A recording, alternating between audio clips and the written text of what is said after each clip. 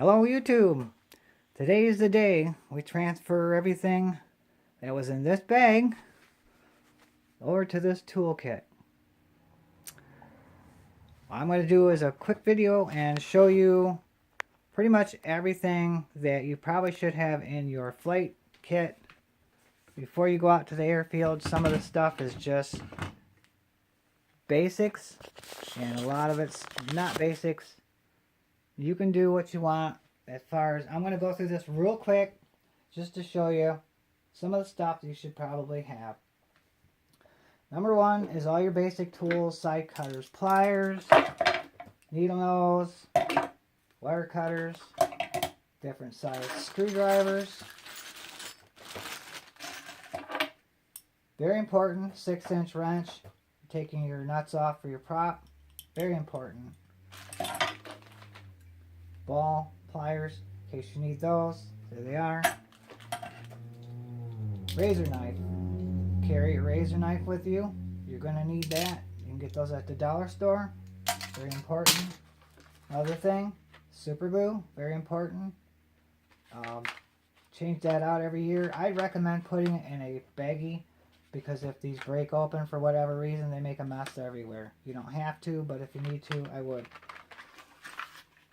Another nice little handy toolkit. I think I got this at the dollar store too. A little T-wrench for tightening up your set screws. Very important. Probably want to carry that along. Some of your basic things would be a binding plug. I always put mine on these little keychains. Carry two in case you lose one. Tape. I like the nylon reinforced tape with fiberglass. That's good stuff. Regular packing tape for foam. That works really well. Electrical tape. Very good. Oh, what else we got? Battery tester.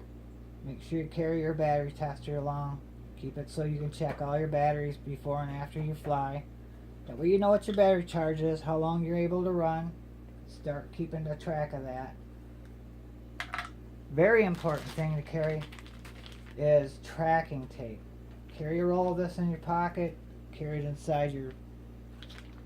Take a couple pieces off. Put them in your pocket. When your plane crashes, you got to do your walk of shame. Take a piece of this off and lay it out in the field. Just take one end of it, push it into the ground with your finger, whatever, and leave it stick out so that if you forget a part, I have several times, you can backtrack and walk around and not spend hours trying to find parts that you know are out there somewhere. As soon as you get to your crash site, mark it, and that'll give you an idea of where you need to walk. Very important. A little chiclets box, different size screws, nuts and bolts, washers. Your control surface, control the ends that break off in a crash. The little nipples snap off. Carry spares of those. Little pieces of tubing. Keep those so that you can keep this under control. The plastic ones are okay. They're cheap. If you can get the metal ones, do that. Flashlight. Carry a little flashlight with you in case you need to get inside your... That one needs new batteries. Keep your baggie with your double-faced sticky tapes and your little foam pieces. I carry a larger foam block so that when I need to move my battery for CG, you can just take off a chunk, move your battery forward or backwards. Your wheels, you want to carry these little round wheel retainers. Carry a spare pack of those in case you have a wheel come loose or fall off or whatever. You've got a package of those. You're going to lose a wheel eventually. It's best to have a package of these handy. You'll thank yourself that you did that. Alright. Props. Carry a spare props.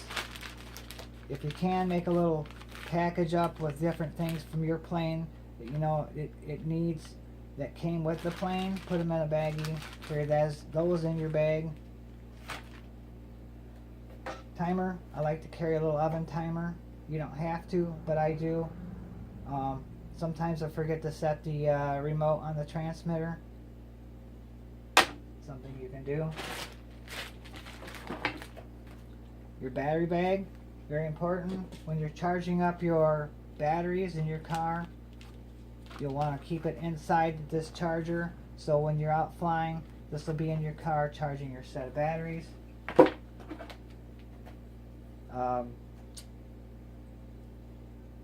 Stained glass window lead, you can buy a roll of that from the hobby shop.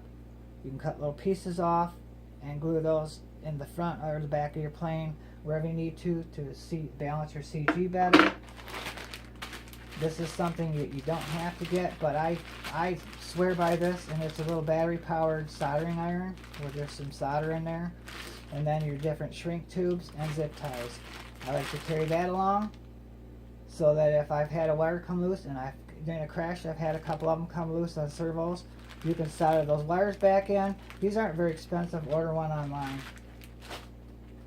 Battery, you can go to Harbor Freight and get these for free. This one you can't, but these are your electrical tester. You want to be able to test your wiring and see where you've got a short, whatever. Best way to do that is with that. This will also check your batteries. For my Apprentice or any of your airplanes that use rubber bands to hold your wing on, I like these little chips. It's a little clip. It's a wire clip is what they call it. You put that around your cords, whatever, to hang them up. This is what I like to keep all my rubber bands in, otherwise they're loose and all over the place. Some of the other things I carry, a spare servo. These are cheap. I get these online. I buy 5 or 6 at a time. I've got a whole bunch of them over in one of my cabinets. Carry a couple with you. If you have a crash and you strip one out, it's not that hard to change them out. It only takes a few minutes. 2-part epoxy. This is marine epoxy. This is the same stuff that Horizon uses on their planes. It's white. It's flexible when it dries. Don't use the other epoxy for gluing in your servos or any of your control boards or whatever. Use the flexible marine epoxy. I always carry a little package of that. Here's your program card for your ESC. I like to carry this along because if for some reason your plane doesn't want to go or whatever's going on, you've tried your binding plug, it don't work, you might want to try a program card. I carry spare receivers with me in case I do have a failure of a receiver, or if you crash, you're going to have to replace it. A lot of times these don't do very well. They scramble, they don't work again. Okay, that's what goes in my flight bag. Everybody's different. I carry some spare wires with me in case I need to do the soldering I was telling you about. Of course, your transmitter. I carry a spare hot glue gun, a little portable one. You can plug it in if you can get outlet. You don't have to do that, but I do it anyways. There's the video. Hope you guys enjoyed it.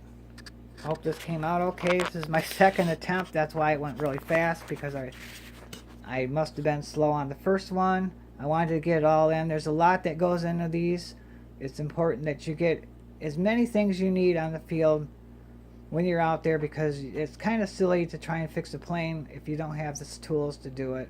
I recommend anybody that gets into flying RC airplanes to go out and invest in some kind of a bag to carry your stuff in. This is the one I was using for a while. It just became a black hole. Everything that goes in there, I can't find it. It's hard to see in there, and I wanted to move up to something a little more permanent and sturdy. This is what I'm going to put everything in. Alright, if I got time, or I might do a real quick review, I'll show you exactly how everything sits in there.